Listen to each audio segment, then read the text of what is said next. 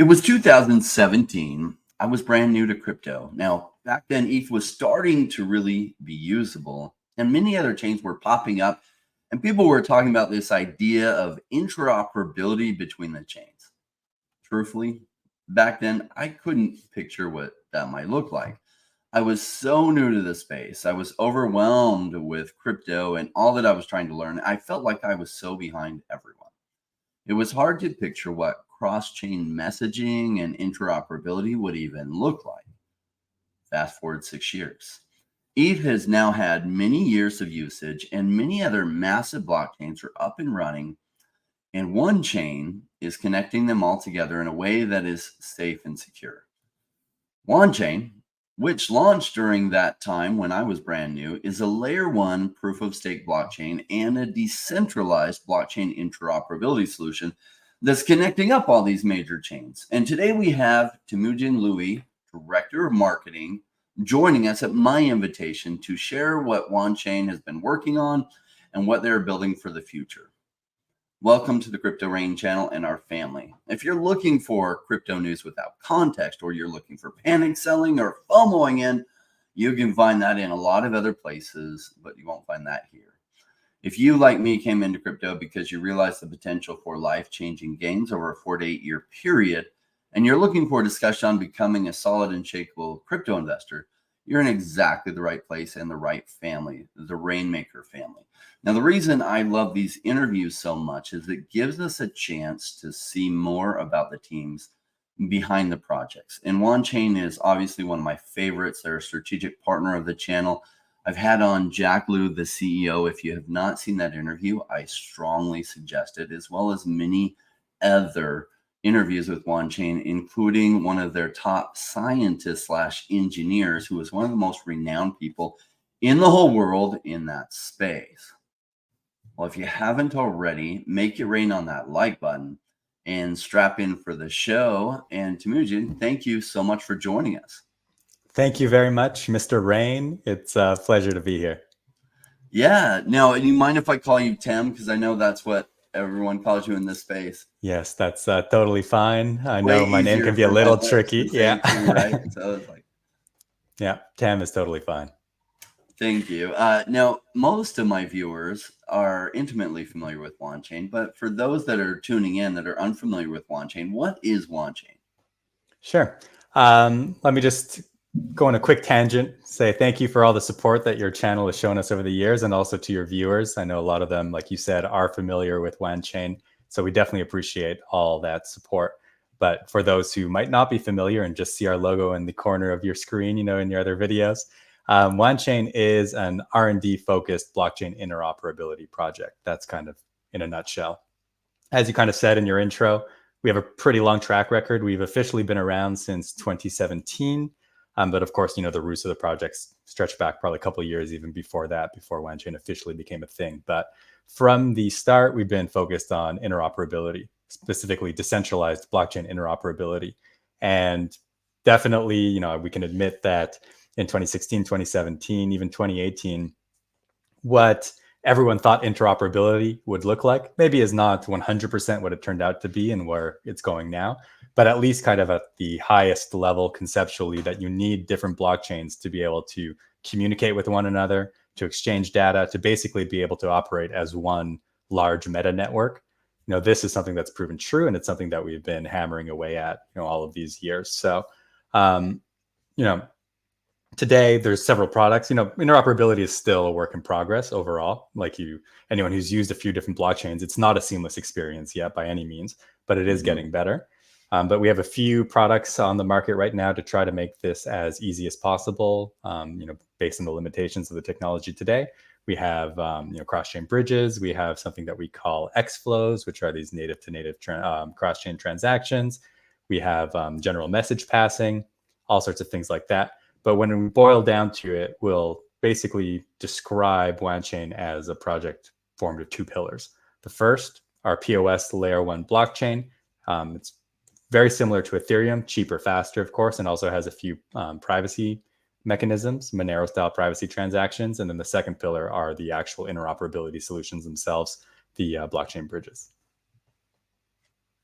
Yeah, I'm amazed with your team. Like, as a crypto investor myself, when I'm looking for things, I'm looking for what I would describe as gems that are just, the technology is amazing, and what they're doing, I feel, can improve this space. Because I think about, we will get to a space where this is so easy, crypto is so easy, grandma can use it with just her grandchild showing her a few things, and she can use on a phone. And clearly we're not there, but we're getting there.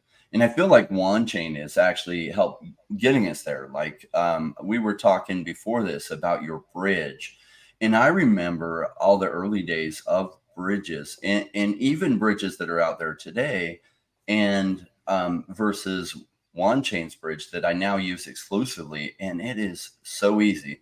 And I was sharing with you how even just recently on one network, I had to use their bridge, and I had to do an initial transaction. I had to come back 12 hours later and approve the second side of it to go through. And because I missed that window, like, it failed the transaction. I had to start it all over. I had to set a time clock. And I thought, oh my gosh, the Wanchain's bridge takes care of all this for me. Now, for those that don't know what bridges are, what is a bridge? Sure. So, as I was saying at the start, this idea that different networks will basically be seamlessly operating with one another, where from the user, from grandma. Well, I'm maybe not as optimistic as you. I'm not targeting grandma yet, but I would settle, for even my parents or maybe some Yeah. young cousins. Um, but anyways, bridges are basically the way that the different networks right now can communicate, can share data, and most commonly today, to move value from one chain to another. So basically, if we want to boil it down, let's say you have USDT on one chain, let's say Ethereum. Maybe there's some stuff you want to do with your USDT on Tron or Avalanche, Polygon. Then these cross-chain bridges will basically let you move this USDT from Ethereum to the other chain. Behind the scenes, I said move with quotation marks, because the way the tech exists right now, it's not going to move. You're going to lock it and then release it on another chain. But from a user's perspective, they don't care about that. They just want to have the USDT on the chain they want, and that's what bridges do. But you'll quickly learn that I often go on tangents. And as a quick tangent here, bridges, moving funds from one chain to another, definitely the kind of number one use case for interoperability right now. Mhm. But the long-term goal is going to be far more than just moving assets around. That's kind of the first era, let's say. So the ability to move value, assets from one chain to another, era one. We're kind of entering era two now, where we can move kind of arbitrary data or just messages from one chain to another. And then the ultimate goal, when we can say that we've achieved interoperability between these different blockchains, is really when you can initiate an action on one chain from another. So basically, where it feels like you're just doing, interacting with one network. Maybe I'm on Avalanche and I want to use a DEX on Polygon. I don't have to do these random steps in between, like you were just describing, using different bridges to move from one chain to another. I can just go and click on the DApp on Polygon, even though I'm using Avalanche primarily, and everything will just work seamlessly, because behind the scenes, these bridges are already in place. They're a little more automated, and then everything is just functioning, in a very smooth fashion. And then maybe at that point, grandma can use it. I know it happens a little bit at a time. I remember the early days of the internet and watching the stages of it happen. I had been away in the military and then out of the country for a couple of years. I come back, and like this whole internet boom. I get home and I was like, "Oh, get an email," and I'm like, "What's an email?" Oh, well, you just log on to the internet and you get it. How do I log on to the internet? And I didn't know all these basic things, so I had to have my little sister show me, and it was frustrating. But realizing this whole shift of, I had actually called computer from one computer, bulletin boards they called them back then, so I had caught an earlier shift of it, and this big boom that happened. And what is interesting about blockchain and cryptocurrency is it's creating another boom we're calling Web 3, and of what the internet can do. So the capabilities that the internet can do. And so, as you said, one of the primary use cases that myself and a lot of people in the crypto space as investors think about is sending assets like USDT or USDC or ETH across different chains. And say I want to send it over to Cardano, and I can bridge it with Wanchain's bridge. But you're actually working on steps way beyond that make it so that we can do way more in the future and kind of paving the future. But sometimes it's probably hard when you try to describe it to people because they aren't thinking about these things.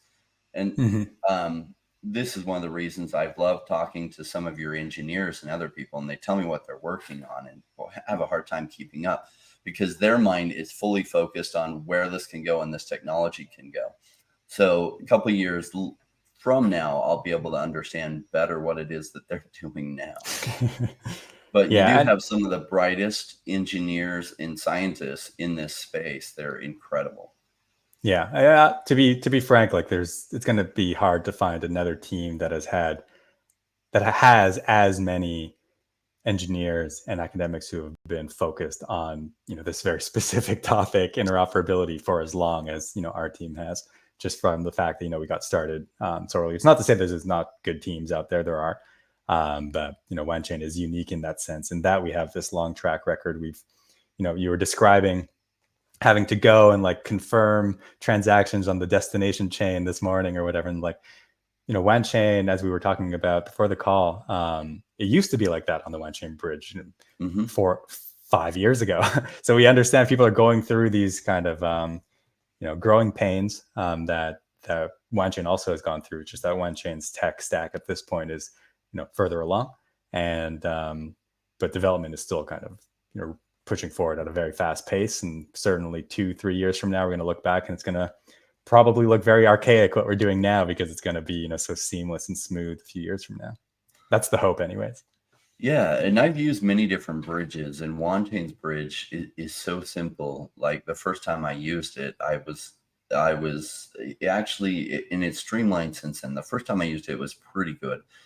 I came back a number of months later and used it, and some updates had been made to it. And I was like, this is the most seamless, easiest thing I've ever used. And since then, I use it exclusively for any transaction I can. Do you mind if we share Wanchain's bridge? Do you have a screen that you could share?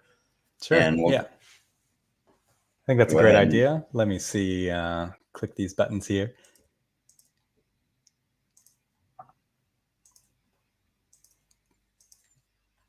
All right, that should be shared. I have it on my second screen here, so if my head turns sideways, that's what I'm looking at. Perfect. All right, so we're looking at one bridge right now. Yeah. So this is just bridge.wanchain.org, just our basic front end to the cross-chain bridge.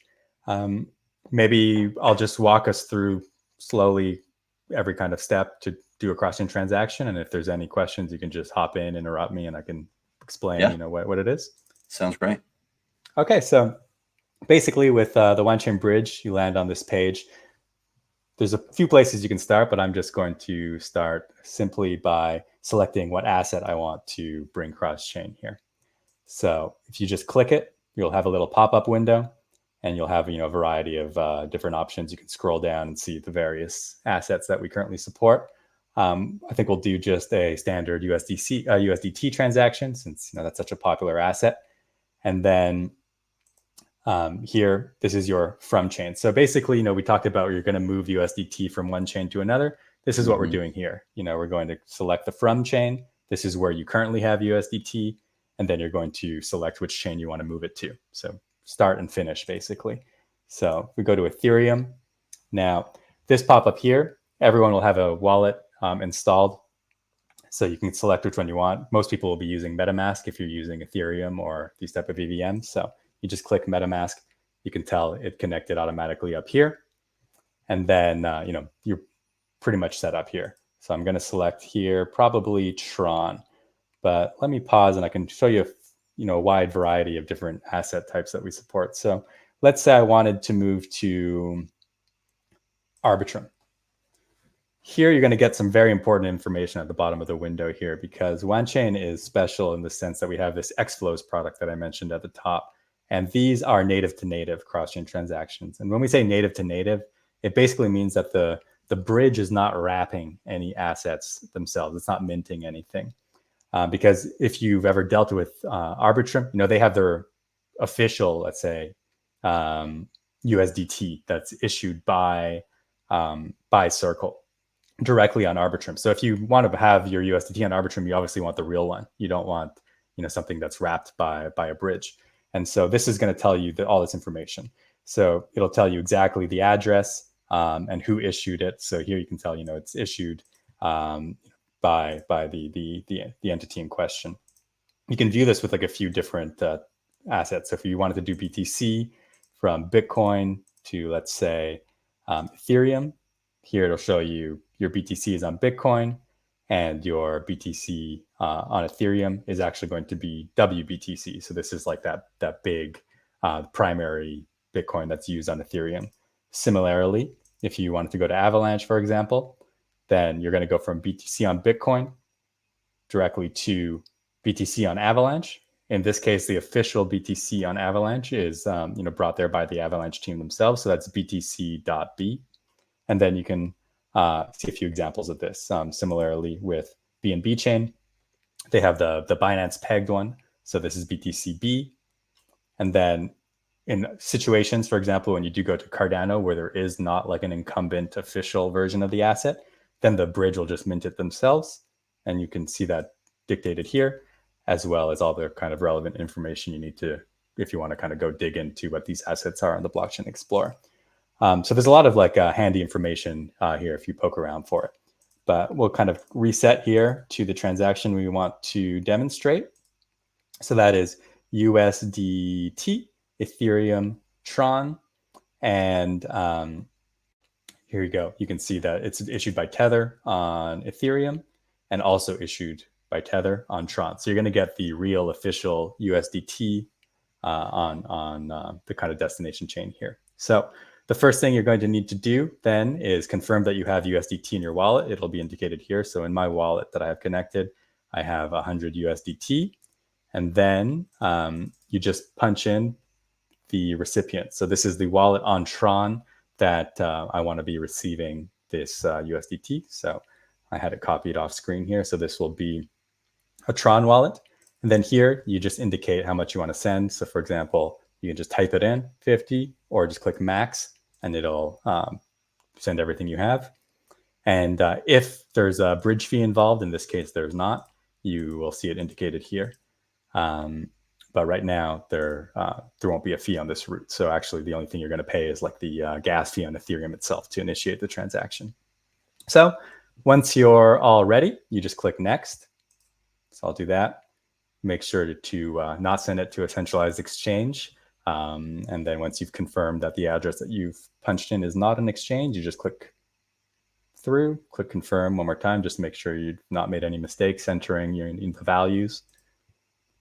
And then it will allow me to sign the transaction here. A different pop-up window. So if the video is glitched, that's why, because basically all I'm doing now is clicking confirm in my MetaMask. This is signing the transaction on Ethereum. And let me just navigate back to the window here. And so once you've signed the transaction in MetaMask, then you'll see it processing here. You can click in and get a little bit more information. And then that's it. All you got to do now is wait for Ethereum to Tron, probably take fewer than 10 minutes to finish. And the speed of each transaction will really just depend on the chains involved. The bridge itself adds very little extra time. So if you do from, Bitcoin to Ethereum, Bitcoin itself is relatively slow. So you can expect to wait, in excess of an hour.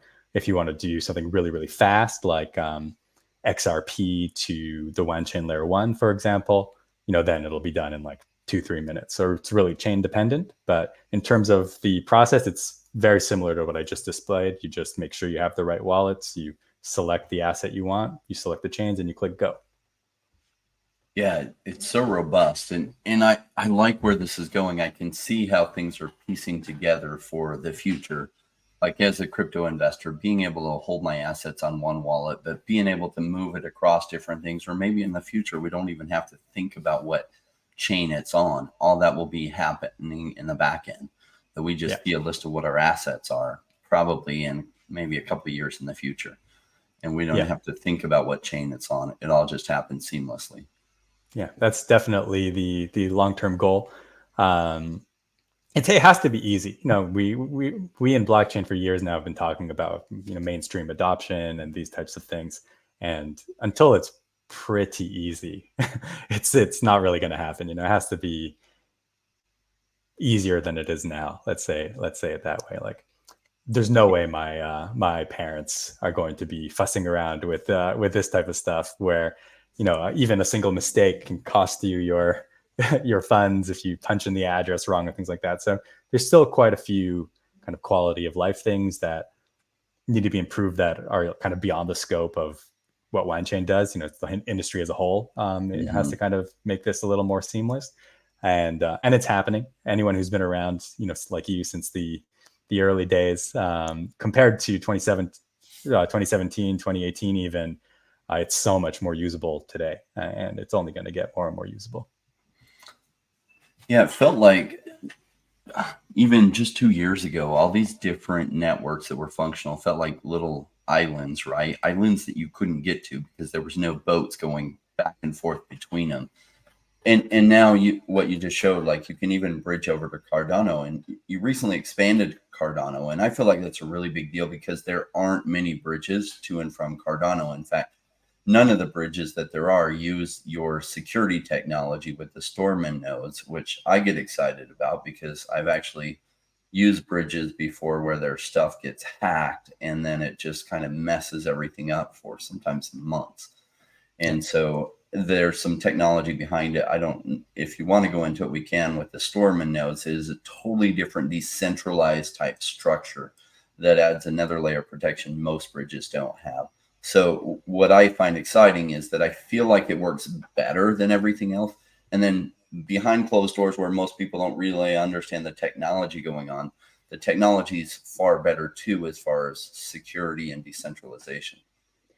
Yeah, I mean, that's really been our focus since day one, is to maximize security and decentralization. There's some other bridges maybe could be faster, for example, because they've made some concessions either on decentralization or on security. That's possible, but we're pretty happy with where the bridge is at, from a tech point of view right now, based on, like I've said a few times, the state of blockchain today. I can give you kind of a brief overview because it is quite a bit different from other bridges. And as a background of how we got there, I mentioned really right at the top, I think the first thing I said is that Wanchain is a R&D focused entity. And one of the primary reasons why we kind of like identify that way is because Dr. Zhang, with whom you've spoken to before and you interviewed on this channel. So he's, the chief architect basically of Wanchain, technically VP of engineering, but he's the one that is kind of serving the CTO role. And he is also the head of interoperability at the Enterprise Ethereum Alliance, which is kind of like an industry work group trying to establish standards industry wide with the various kind of members of that organization. Pretty much a lot of the top companies that you'd expect, and even some that play huge roles that maybe aren't spoken about as much publicly in terms of the retail sector, are involved in these type of industry groups. And the basic flow for Wanchain is that, we contribute to the kind of research on this side of things, funnel it through the EEA, kind of get everything peer reviewed by the other members, stress tested, and then Wanchain kind of becomes the first public implementation of these, so-called best practices. So the state of the bridge right now, the reason why it is a little bit different in terms of architecture from all these other bridges, because we've gone through this process of basically really kind of robust, kind of academia fueled R&D to kind of make this design. And so where it is today is basically all of our cross-chain bridges. We support just about 30 networks right now, both EVM and non-EVM, but they're all powered by this group of permissionless bridge nodes, sometimes called the Storeman group, sometimes just called the bridge node group to be, a little simpler. And, these are, like I mentioned, totally permissionless. So anyone can become a bridge node right now if they want to. And, totally decentralized. There's no central authorization needed to become a bridge node or for the bridge nodes themselves to conduct these cross-chain transactions. And at any given time, there is 25 active bridge nodes. So these 25 bridge nodes, these are the ones that form the bridge node group. And to kind of maximize decentralization on this point, this group, these 25 bridge nodes, they get reelected on a monthly basis. So it's not always the same people that are serving this role. So to recap, 25 active nodes, but they're refreshed on a monthly basis. And the kind of election logic is basically like a POS logic. So basically, the more assets they have staked, the more likely they are to be elected in the next work cycle, which lasts 1 month. And yeah, please, Haven. I like it because behind there's additional security features, which I've seen what happens when bridges get hacked and just the problems. A lot of times they can roll back certain chains. They can roll back like certain chains like Bitcoin. You will never be able. No one will ever agree to roll it back unless the whole thing gets hacked. But like, yeah, Wanchain's been more secure that way than these other bridges. But then your front end is so good too, which gets me excited because sometimes if you have the best product on the back end, but the front end isn't good, then people don't adopt it. But when your front end is so seamless and smooth and easier to use than every other bridge I've ever used, and I feel like the back end is much more secure because it's structured a totally different way. That's what gets me excited about the value that Wanchain is delivering. And that's just where we are now.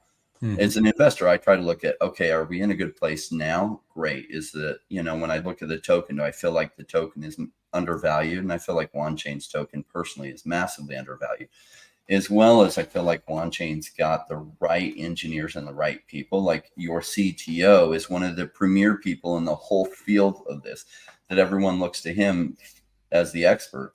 And, he's the CTO for Wanchain. And so I feel like Wanchain has their, I guess, they're very forward facing in innovating the stuff that's going to come. And that's what gets me excited as an investor about where Wanchain is, and that, DeFi isn't on people's minds right now. So everything in DeFi is way, way down, which as an investor, I like to buy cheap. And then I hold till everybody's talking about it, right? And I feel like Wanchain's in a good position to be one of the biggest narratives in DeFi. Sure. And I'll just, as an aside here, I noticed that cross-chain transaction that we showed has completed a couple of minutes ago. So that can give your viewers a general sense of how long it took. So just a few minutes, not too bad.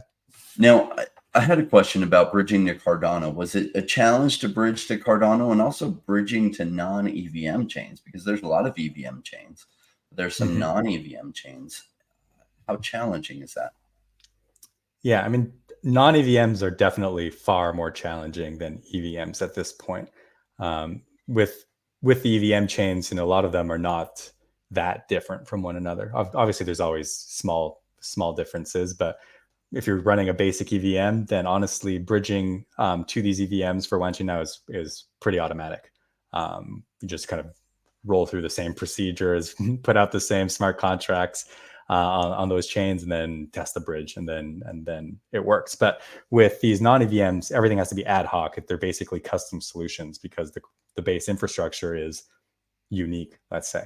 And so we do take pride, in being one of the premier entities that can bridge to non-EVMs. So we support many non-EVMs, things like BTC, of course, LTC, also XRP Ledger, even things like Dogecoin, and we bridge directly to the Polkadot Relay chain as well. So kind of all sorts of different non-EVMs, just to name a few. But most recently, like you said, it was Cardano. So this was a huge undertaking. We actually worked on it for in excess of a year, as one of our work streams. It's not like we stopped everything else and did it solely, but we were building it for a year, and it was a huge task, that required, the involvement of the entities that form Cardano itself. So, changes needed to be made to the Cardano blockchain itself. Not to get too technical, but there was basically a few signature types and kind of curves for transactions that Cardano did not support, that per request from Wanchain actually got added to the Cardano chain itself to be able to support this type of interoperability. So it was a huge undertaking where we needed multiple teams to be kind of hammering away at it. Really, just because the core infra was different, the way transactions are built on Cardano versus Ethereum, completely different. Like I mentioned, different curves. Everything's different basically. And so, but we just hammered away at it because we have this core, bridge node group that, is kind of great for this type of horizontal scalability to support more and more chains, because this core is so secure and decentralized as it is. So really we just need to like train it to know how to write transactions on these various chains, whereas this kind of core entity that forms the Wanchain bridge, is already in place and proven and can be reused for different types of networks. I've noticed now that you have everything set up, you've been able to add additional chains over this last year. It just feels like you've added so many. I guess EVM chains, anything that's EVM compatible, you can now add fairly fast. Are there any other non-EVM? I can't think of any non-EVM big chains that are even out there that you haven't integrated yet. There might be some. Yeah, there's a few certainly. Like one thing that we have been requested a few times. For example, there's Stellar. So that's also a non-EVM that is relatively prominent. They have a native USDT on it, which is a pretty big asset. Or sorry, native USDC on it, which is a pretty big asset. And so there's still a few out there. And then there's a few kind of newer ones as well, things that use kind of like the Move language. So there's a few things in the pipeline. But I think now that Cardano was such a big lift, we're definitely focusing a lot on trying to integrate ourselves into that community, make sure that the bridges are being used, and creating value for the users in Cardano right now. So for the next few months at least, definitely a fair portion of my energy personally is going to be focused there and kind of building up the use cases there. And in the meantime, you'll see more EVMs coming out.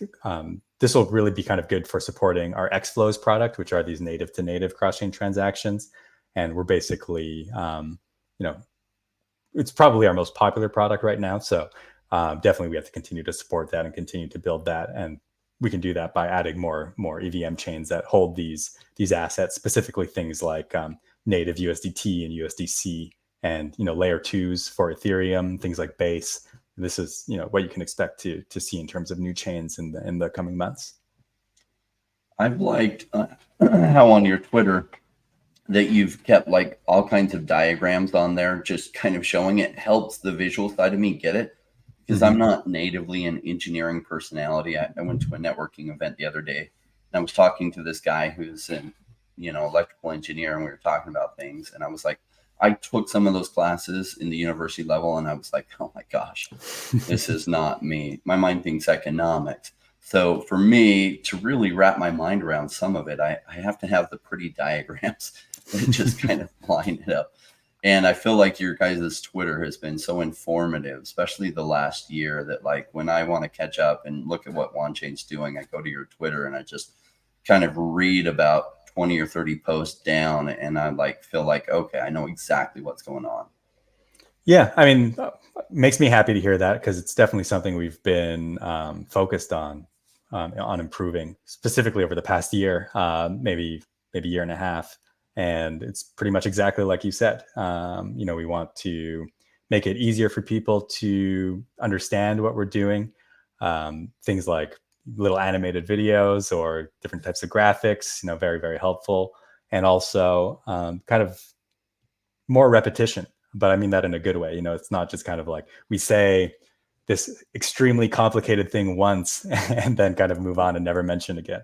You have to kind of what hit you the are message doing over and behind the over scenes again. is complicated. And Exactly. as an investor, I don't have to understand everything, but I have to understand pieces of it to be able to feel like, okay, I'm excited where this is going, and I feel like this is going to solve some big problems in the future. Okay, and just understand good. what I it want means to keep to my you. fingers on this. What's that? And just like understand what it means to you as the user. Yeah. Not necessarily only what's happening behind the scenes and kind of and I feel like the forest for the trees. Twitter has been my best source for keeping up to date on that. And obviously I'm an interview person. I love the interviews. The reason I started my channel is as an investor. Like a big part of it was, as an investor, I couldn't hear from the projects. Like most projects wouldn't return my call, even if I had $100,000 invested. It's like I couldn't get past their Telegram admin. And it wasn't until I started a YouTube channel and had an audience over 5,000 subscribers that I could really start getting interviews to be able to talk. Because as an investor, I want to hear from the team what's going on. And so that's what I love on my YouTube channel, is bringing on projects. I appreciate you joining us today, because I like that now I can be a gateway, so a lot of my viewers can get those interviews that they wouldn't be able to get themselves, right? So, and I respect teams have limited time and they have to make the best use of their time. So it's not like they can talk to 1,000 different investors in some project one-on-one for an hour each, but they can't do one interview that can then get seen by 1,000 people for an hour. So yeah, I mean, that's why I've been so happy with our relationship between Crypto Rain and Wanchain, kind of making sure that those channels are open, because exactly like you said, we try our best to answer every single person that comes to our Telegram, and frankly, I think we do a pretty good job of that. We always have people there, but certainly if it's different for Wanchain to do it versus Polygon, just in terms of the total number of volume that's coming in and things like that. And so as we continue to grow, we need to partner with people like you and really help us kind of reach kind of people in a different way. That's not always just one-on-one and kind of totally I custom remember the days before assistance. Polygon, back when it was Matic, before it was big, and they were a lot more personal on their Telegram until they got huge. And I suspect, or it's my hope as an investor in Wanchain, that it has the same trajectory at some point, that people are like, oh my gosh, and all of a sudden they get it, right? Yeah, it's going to click one day. It will, and what you're doing is breakthrough, and it gets me excited, because I've been through prior to crypto, I had 20 years investing, and I kind of learned in real estate and other things, there's cycles. When things get, in a bear market, everyone gets really bored and everyone talks bad about the general industry, like say real estate, and the housing prices are down. People are like, oh, everything's terrible, and why would you be in real estate, and it's the worst place to be, and blah, blah, blah. And we go through that with crypto. Like right now, like still it's out of focus for the general public. If you tell someone, oh, you're in crypto, or I'm a crypto investor, or you work in crypto, people are like, don't get it. But then we go through another boom cycle, and then you're like a hero to everyone. They're like, oh my gosh, what? Tell me all about it.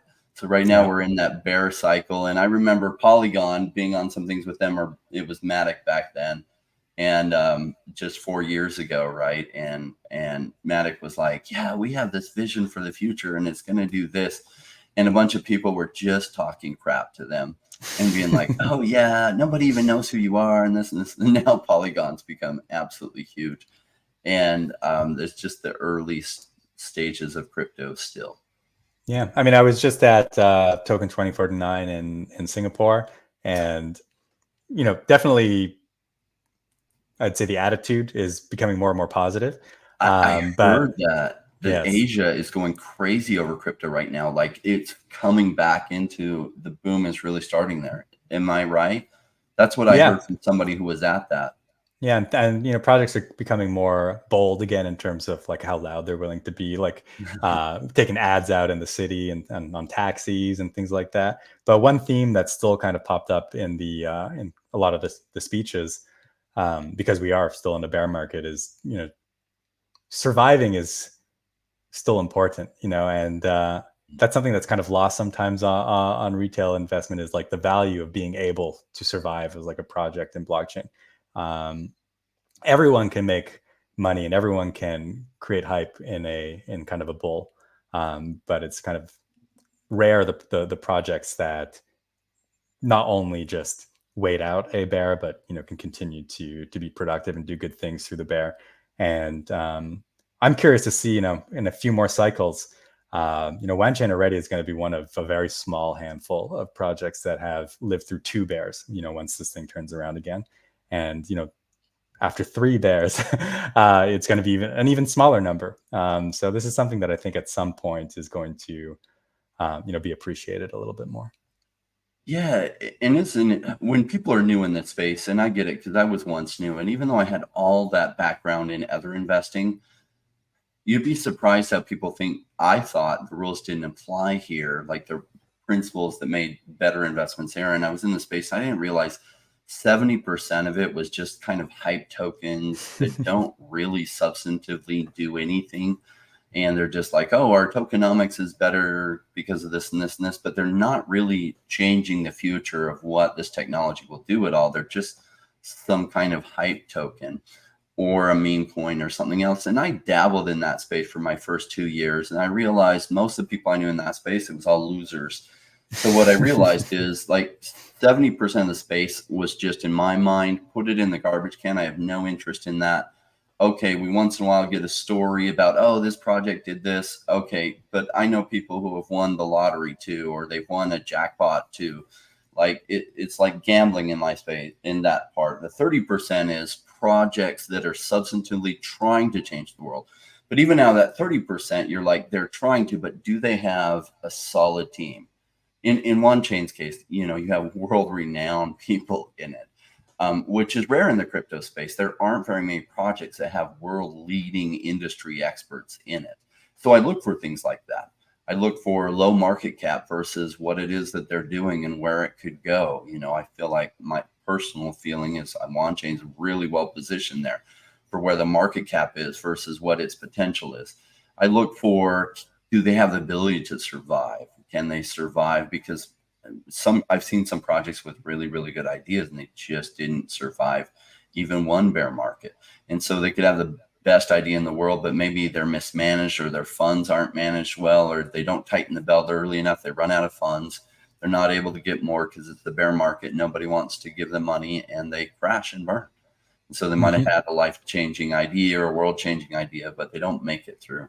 And so, yeah, Wanchain, I just feel substantive um, for all those reasons, ability to survive, world leading experts.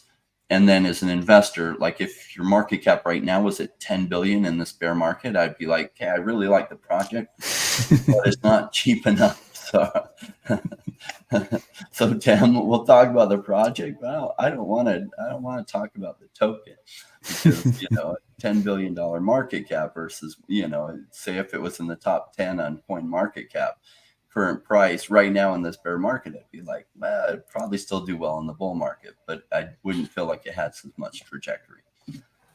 So, Yeah. Tim, we really appreciate your time in joining us. I really wanted you to come on because I wanted the audience to hear your perspective as the chief marketing person and what you're seeing because you're on the business side too. And I've had on, your chief scientist or engineer, I've had on Jack Blue, and it gives us a lot of different perspectives. I appreciate you joining us.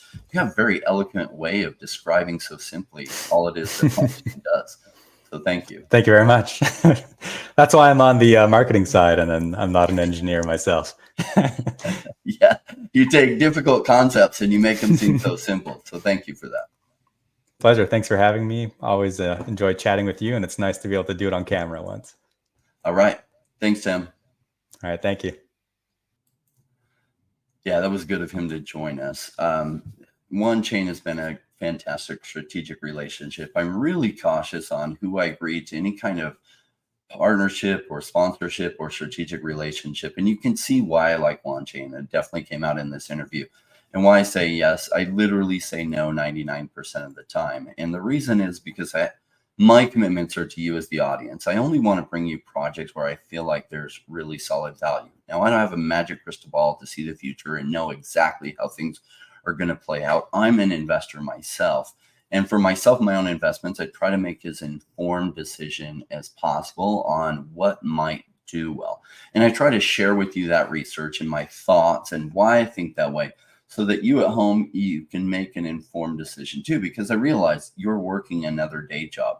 You have a lot of other things that you're doing. And so I'm just trying to bring you the information in a consolidated way, what I like about it, what I don't like about it, just to give you some extra information. And what I really want for you at home is make your own informed decision because this channel isn't about telling you what to buy. It's about teaching you to be a solid, unshakable crypto investor because that's where you'll learn how to be good at this. You learn to be a good investor, learning how to sort and sift through all the crap out there, because there's a lot of crap, and buy those golden nuggets. And some of them might still fail, but if you're doing your research well, the ones that do succeed will make up for the ones that fail, and you can do really, really good in this space. Now, since I started in crypto in 2017, I thought this is so amazing. Everyone's going to make it and be successful. And I found out that that's not the case. And part of that is because a lot of people haven't focused in on how to, I guess, sort and sift for the good projects. Secondly, they're not looking at the right things. They're not looking at who is the team behind it. Do they have the strength to pull off this idea that they're working on? How good is their idea? Those kind of things. Now, if you're interested in getting further ahead in your investor journey, I did create a Zero to Crypto Hero course. I'd suggest you take that below. There are still some discount codes there so that you can get a discount on it. Now, one of the downsides of the course is that the price to take it is so cheap. Unfortunately, as human beings, the more we pay for something, the more we value it. And when I was new in crypto, had I understood this information right away versus taking me a couple of years to really figure out, I would have done far, far better. It probably would have made me a couple $100,000 more. And I probably would understand better to sell and capture those profits. But as it was, I was new, and a lot of it was everyone else was new too. And it was just the blind leading the blind. So I had to learn a lot of these lessons the hard way. And I built the course to shorten your learning curve, to make hopefully your losses a lot less and your gains a lot more. So that link is below. Thank you all for joining us. You know what this wrap is about. If you've been following my channel for a long time, this wrap just reinforces the principles that I share on this channel. They make a difference in the long term because it's an emotional roller coaster, and this wrap is just a fun way to help you through that emotional roller coaster. See you soon.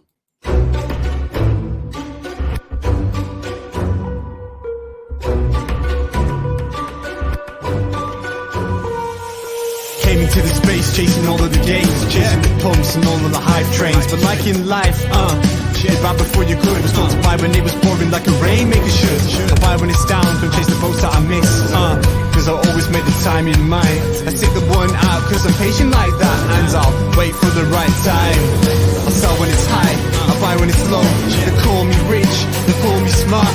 I'm just a rainmaker running the show. Calculated investments, I don't leave with my heart.